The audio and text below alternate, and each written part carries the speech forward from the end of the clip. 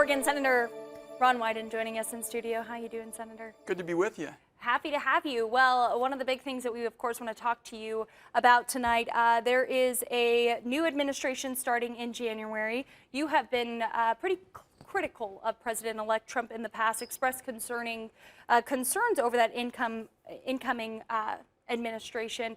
What are your plans going forward with your agenda in Congress? Well, I'm going to continue to work for working families and for senior citizens. And let me just tell you, I think we got a portrait this week in just about a day and a half, because what the Trump people did was distill out their program, which was to cut hunger programs, cut Medicaid, cheerlead for big oil. They named some people there who are big oil people, all to pay for their big tax bill.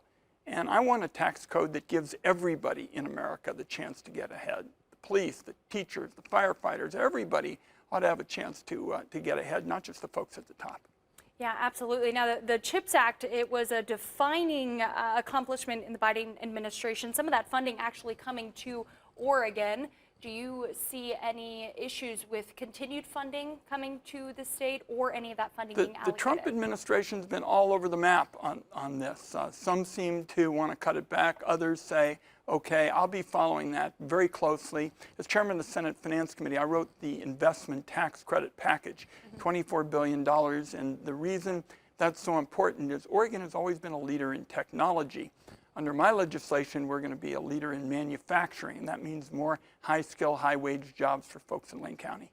You mentioned manufacturing. Let's touch on a big thing for the state of Oregon. With the new administration, are you concerned at all about the future of the Port of Coos Bay? I'm still very hopeful. I think that this is such a winning project. I believe we've developed real momentum, really almost turned a corner on it. We've gotten two significant grants. One for environmental design, one for rail. We've got more to do, particularly with respect to permitting, but I think we're really on our way. And we mentioned at the beginning of the newscast, there's been a lot of teacher strikes happening.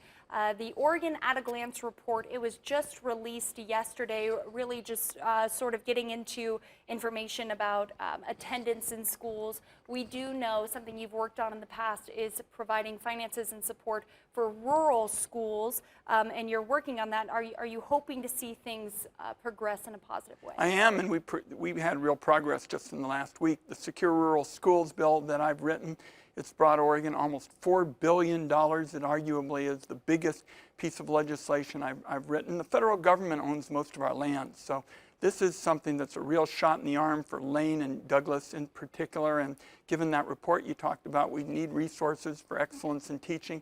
This Secure Rural Schools bill is going to make some funds available to do that. And just recently, you announced $5 million going to the Eugene airport. How do you hope to see the airport's expansion?